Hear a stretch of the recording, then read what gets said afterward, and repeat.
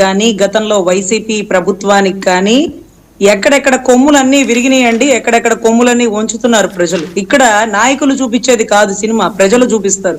ఈ రోజు మీరు అన్నారు ఒకళ్ళ 21 స్థానాల్లో మీరుంటే, సార్ ఎక్కడ ఎమ్మెల్యే టికెట్ వచ్చినా ఎవరు చేయూత లేకుండా ఒకరు ఎమ్మెల్యేగా గెలవగలరా అండి?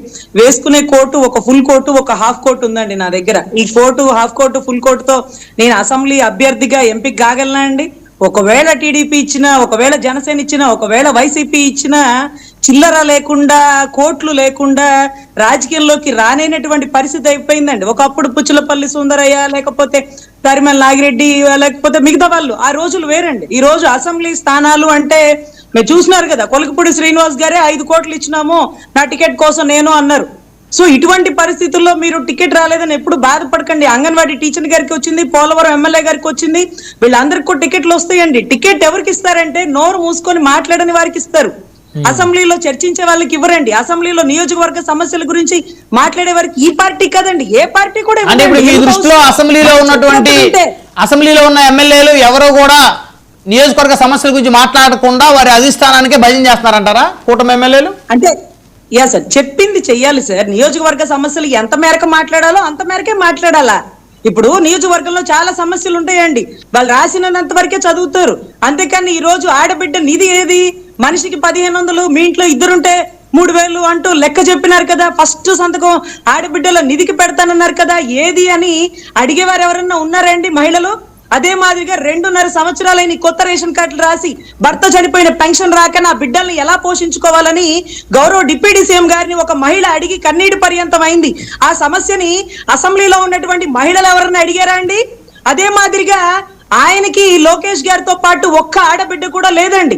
ఆ లోకేష్ గారికి దేవాంశ్ తో పాటు ఒక్క ఆడబిడ్డ కూడా లేదండి. కానీ ఆడబిడ్డలు మాత్రం డజన్లు కనేయండి అంటే, అయ్యా మీరే మీ ఇంటి మగబిడ్డకి తోడుగా ఒక ఆడబిడ్డని కనలేదు, మా ఆడబిడ్డలు కనమంటే ఆరోగ్య పరిస్థితులు, ఆర్థిక పరిస్థితులు మాకే కాదు నియోజకవర్గంలో ఆడబిడ్డలకు కూడా సహకరించట్లేదని ఒక్క మహిళ మాట్లాడిందా అండి? సరదాగా మన అధినాయకుడు మా పవన్ కళ్యాణ్ గారు చెప్తారండి ఎప్పుడు, తప్పు చేస్తే నన్నైనా ప్రశ్నించండి అమ్మా, ఆ చట్టాలు ఎలా ఉండాలంటే పవన్ కళ్యాణ్ తల కూడా తెగిపడే చట్టాలు రావాలి అంటారండి. పవన్ కళ్యాణ్ గారు 33,000 ఎకరాలు రైతుల దగ్గర నుంచి తీసుకుంటున్నప్పుడు అదే పవన్ కళ్యాణ్ గారు అడ్డం పడి ధర్నాలు చేసినారండి. రైతుల దగ్గర నుంచి అంత భూమి ఎందుకు తీసుకుంటున్నారని. ఈ రోజు 40,000 ఎకరాలు తీసుకుంటున్నప్పుడు మాట్లాడారా అండి? అదే రకంగా ఎక్కడో పిక్నిక్ పార్టీ లాగా వచ్చిపోయే జగన్మోహన్ రెడ్డి గారు బెంగళూరులో ఉంటే అదేంటో మరి ఒక్కడన్నా టెండర్ వేసేవాడు రాట్లా, మెడికల్ కాలేజీలు, పులివెందుల మెడికల్ కాలేజ్ ఎంత పూర్తయిందండి? భయపెడుతున్నారు కదా జగన్మోహన్ రెడ్డి గారు, భయపెడుతున్నారు కదా. మళ్ళీ మేము వచ్చిన తర్వాత టెండర్లు వేసినా కూడా మీ దగ్గర నుంచి వెనక్కి లాగేసుకుంటాం, మిమ్మల్ని తరిమేస్తామని భయపెడుతుంటే వారు భయాందోళనకి గురై అనవసరంగా తమ డబ్బులు ఎక్కడ ఖర్చు పెట్టి తాము ఎక్కడ నష్టపోతామే అని చెప్పేసి భయంతో రావట్లేదండి. ఆయన ఏమి అక్కడికి వచ్చి కర్రలో కత్తి పట్టుకొని జగన్ గారు నుంచి వస్తున్న అవసరం, ఆయన బెంగళూరు ప్యాలెస్ లో ఉండి మరి ఒక ప్రెస్ మీట్ పెట్టినా, ఒక పిలుపునిచ్చినా కూడా ఆ భయం అనేది ఇన్వెస్టర్ లో ఉంది అనేటువంటి ప్రచారం అయితే జరుగుతూ ఉంది. అవును సార్, అక్కడ ముగ్గురున్నారు సార్. 15 ఏళ్ల నుంచి 15 ఏళ్లు మేమే ఉంటాం, మూడో వాళ్ళని రానివ్వం. 15 ఏళ్లు చంద్రబాబు గారు ముఖ్యమంత్రిగానే ఉంటారు. 15 ఏళ్ల తర్వాత అన్న వయసు ఒక 55 ఉంటదండి, 55, 65, 70 ఏళ్ల తర్వాత పవన్ కళ్యాణ్ గారు సీఎం అవుతారేమో. ఈ 15 ఏళ్లు ఒకవేళ ముఖ్యమంత్రి గారు అంటే అనుభవజ్ఞులైనటువంటి ముఖ్యమంత్రి సీఎం గా ఉండాలా. సీఎం గారి కొడుకో, సీఎం గారు ఇంకొకళ్ళు ఉండకూడదండి, అనుభవజ్ఞులు ఉండాలి అనేదే మన ఆమోదం కదా. అదే మాదిరిగా అనుభవజ్ఞులు అంటే ముఖ్యమంత్రిగా పనిచేయాల్సిన అవసరం లేదు మేడం. ఎమ్మెల్యేగా ఒక 2-3 టర్మ్స్, లేకపోతే మంత్రిగా ఒక 2-3 టర్మ్స్ పనిచేసిన వాళ్ళు కూడా అనుభవజ్ఞులే రాజకీయాల్లో. Okay sir, okay. ఇప్పుడు లోకేష్ గారు మంత్రిగా రెండోసారి, సో ఆయన మళ్ళీ ఇంకొకసారి మంత్రిగా పనిచేస్తే ఆయన ఎలిజిబుల్ అవుతారు. యా సార్, పవన్ కళ్యాణ్ గారు ఇచ్చిన స్టేట్మెంట్ ఏంటంటే అనుభవజ్ఞులైనటువంటి నారా చంద్రబాబు నాయుడు గారు ముఖ్యమంత్రిగా ఉండాలి 15 ఏళ్లు, తర్వాత ఆయనకు వస్తుందేమో అవకాశం. అఫ్ కోర్స్ అది సెకండరీ థింగ్ అండి. సో ఎనీవే టెండర్లు వేసేవాడికి తెలుస్తుంది, మళ్ళీ జగన్ వస్తాడేమో, ఐపీ పెట్టినా కూడా ఇబ్బంది పడతామేమో, డబ్బులు రావేమో అంటూ ఈ రోజు మెడికల్ కాలేజీలు చక్కగా ఎక్కడికక్కడ పూర్తి చేయాల్సింది కూడా పూర్తి చేయాలి. పిక్నిక్ గా వచ్చిపోతుంటేనే ఇంత భయపడిపోతున్నారు అంటూ మీరు నేను రాష్ట్ర ప్రజలు టెండర్ వాళ్ళు మాట్లాడుకుంటే, ఇక పాదయాత్ర చేస్తే ఆడబిడ్డ నీదేది, నిరుద్యోగ భృతి ఏది, ఈ కొత్త రేషన్ కార్డులు ఎప్పుడు రాస్తారు, అసలు ఎన్పిటిసి జడ్పిటిసి ఈ ఎన్నికలు ఏమన్నా పెట్టేది ఉందా, ఎందుకని వ్యతిరేకత వస్తుందని ఆగిపోయినారా?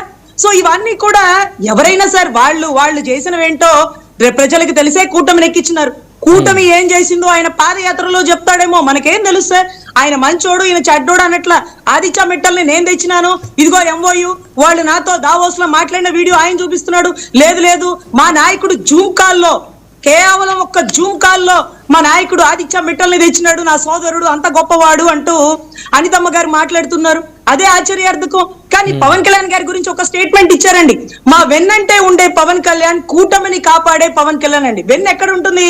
వెన్ను ఎక్కడ ఉంటుంది బ్రహ్మనాయుడు గారు? వెన్ను వెనకాలే ఉంటుందిగా, వెన్ను వెనకాలే ఉంటుంది కదా, వెనకాలే ఉండాలన్నమాట పవన్ కళ్యాణ్ గారు ఎప్పుడు కూటమిని కాపాడుకుంటూ. మరి ఎప్పుడు జనసేన ముందుకు వచ్చేది ఎప్పుడు? ఆయన పరిధిని పెంచుకునేది ఎప్పుడు? జనసేనని ఎప్పుడు డెవలప్ చేసుకుంటారనే కదా బొలిశెట్టి శ్రీనివాస్ గారు 21 స్థానాల్లో తప్ప మిగతా ఎక్కడా పలకట్లేదని. కానీ 21 స్థానాల్లో కూడా టీడీపీ అభ్యర్థులు ఎంపికైనారు, వైసీపీ అభ్యర్థులు ఎంపికైనారు. ఇప్పుడు వంశీకృష్ణ యాదవ్ ఉండే కాన్స్టిట్యున్సీలో వైసీపీ బలోపేతంగా ఉంటుందా, జనసేన బలోపేతంగా ఉంటుందా? మండలి బుద్ధప్రసాద్ గారి ఏరియాలో టీడీపీ బలోపేతంగా ఉంటుందా, జనసేన బలోపేతంగా ఉంటుందా? భీమవరం ఎవరున్నారు, గాజువాక్ ఎవరున్నారు? సో ఇక్కడ చాలా ఇబ్బందులు అయితే కూటమి ఎదుర్కొంటుందండి. ఎందుకంటే ముగ్గురు కలిసి ప్రయాణం చేయడం అంటే సాధారణంగా సమస్యలు ఉంటాయి. కానీ ఒక్కడే సింగిల్ వెళ్ళడం వల్ల సీట్లు పెరిగినా, కొత్త వాళ్ళని స్వాగతించిన ఆయనకి తేలికవుతుంది. కానీ ఇందాక బీజేపీ సార్ చెప్పినట్టు మీరు ఎన్ని సీట్లు ఇచ్చినా ఆశావాదుల కంటే నిరాశావాదులు ఎక్కువ ఉంటారండి. సో ఎనీవే, కూటమి భద్రంగా ఉండాలి, కూటమి రాజధాని అభివృద్ధి చెందాలని మేమందరం కోరుకుంటాం. So what ever it may be, వాళ్ళు అనుకున్నటువంటి ఏదైతే అకౌంటబిలిటీ అని మొన్నటి రోజు పవన్ కళ్యాణ్ గారిని ఒక ఆడబిడ్డ తెలుగులో ప్రశ్నించిందండి. అన్నా అకౌంటబిలిటీ మరి ఏది, మీరు ఏదైతే ఎలక్షన్ లో ప్రామిస్ చేసిన మాటలు నిలబెట్టుకోకపోతే అంటే తెలుగులో అడిగినటువంటి మహిళకి ఇంగ్లీష్ లో నా అన్న సమాధానం చెప్పాడు, మీరు నెక్స్ట్ ఎలక్షన్ లో చూపించడమే ప్రమాణాలు చేసి ఏదైతే వాటిని కాపాడుకోలేనటువంటి అభ్యర్థుల్ని అన్నారండి. So what ever it may be, మనం చక్కగా గొప్పగా పరిపాలన చేయాలనే కోరుకుంటున్నాం సార్. లేనిపోని ఎలివేషన్ ని దయచేసి అనితమ్మ గారు వారి సోదరుణ్ణి పైకి లేపకండి. జూమ్ కాల్లో వైజాగ్ స్టీల్ ప్లాంట్ ని మించిన కంపెనీ వచ్చిందంటే 32 మంది చనిపోయారు వైజాగ్ స్టీల్ ప్లాంట్ కోసం పాపం ఒకప్పుడు. అప్పుడే అనితమ్మ గారి సోదరుడు ఒక 50 సంవత్సరాల క్రితం పుట్టుంటే ఇదే